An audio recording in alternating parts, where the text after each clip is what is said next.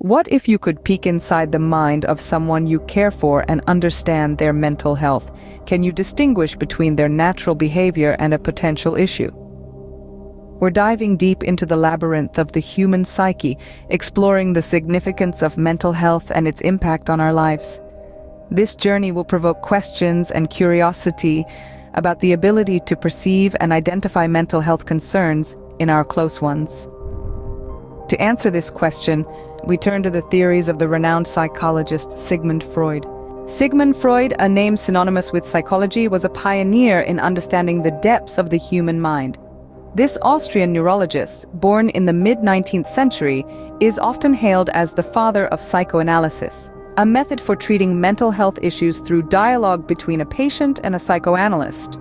Freud's theories revolve around the notion that our behavior and feelings are profoundly influenced by unconscious motives. He proposed that the human psyche is divided into three parts: the ID, the ego, and the superego.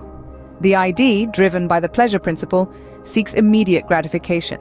The ego, operating on the reality principle, negotiates between the ID's demands and the real world. The superego, our moral compass, strives for perfection and judges our actions.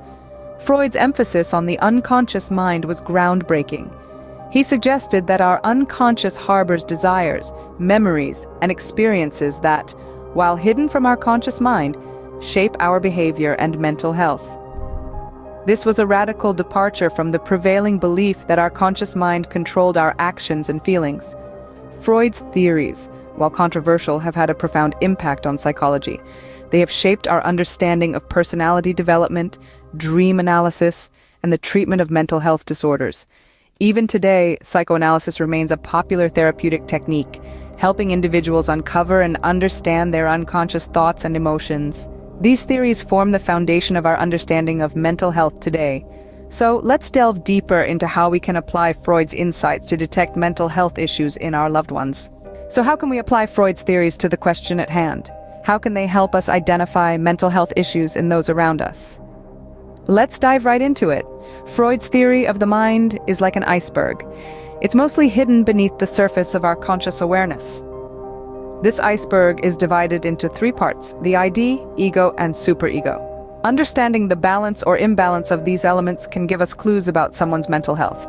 The ID is the part of the psyche that responds directly and immediately to the instincts.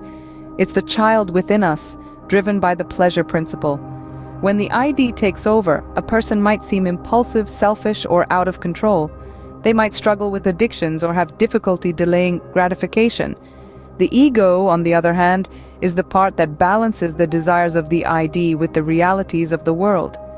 It's the adult in the room. When the ego is too dominant, a person might appear overly rational, detached, or even cold. They might struggle to express emotions or connect on a deeper level. Finally, the superego is the moral compass, the internalized societal and parental standards. It's the strict parent within us. When the superego reigns supreme, a person might seem overly critical, rigid, or perfectionistic. They might struggle with feelings of guilt or unworthiness. By observing these signs, we can get a rough idea of where a person might be struggling. Of course, it's essential to remember that we all have moments where one part of our psyche dominates. It's when these moments become a pattern that it could signal a deeper issue. Moreover, Freud also emphasized the importance of dreams as a window into the unconscious mind. So, if your loved one is sharing dreams that seem filled with anxiety or fear, it might be a sign of underlying issues that need to be addressed. Understanding these signs is the first step to identifying potential mental health issues. Remember, though, it's not our role to diagnose, but to support, empathize, and encourage professional help when needed. Yet, detecting mental health issues isn't just about understanding psychological theories. It's also about empathy and connection. Empathy, the ability to grasp and share the feelings of others, is a vital tool in understanding mental health. It's like a bridge that allows us to traverse the chasm separating our own experience from those of others. In the context of mental health, this bridge is not just a convenience, but a necessity. Empathy allows us to step into another person's shoes, to see the world through their eyes. It helps us to comprehend their struggles and pain, even when they seem insurmountable or incomprehensible to us. Empathy isn't about pity or sympathy, it's about understanding. It's about acknowledging that every person's experience is unique and valid, even when it differs from our own. When we approach others with empathy, we create a safe space for communication, a space where they can express their feelings without fear of judgment or rejection. This can be incredibly comforting for someone dealing with mental health issues, as they often feel isolated and misunderstood. Furthermore, empathy can help us apply psychological theories in a more practical, compassionate way. It allows us to see the person behind the diagnosis, to remember that they are more than their mental health issue. Empathy, therefore, is not just a tool for understanding others, but a tool for building connections, fostering understanding, and promoting healing. It's a reminder that we are all human, with our own struggles and triumphs. Empathy can bridge the gap between theory and practical understanding. We've explored Freud's theories and the importance of empathy, but what do we do with this knowledge?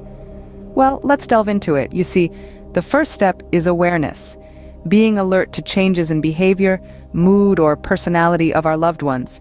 It's about noticing the subtle signs, the ones that are easy to brush off. But remember, it's not about playing detective or psychiatrist, it's about caring enough to notice. Next comes the power of conversation.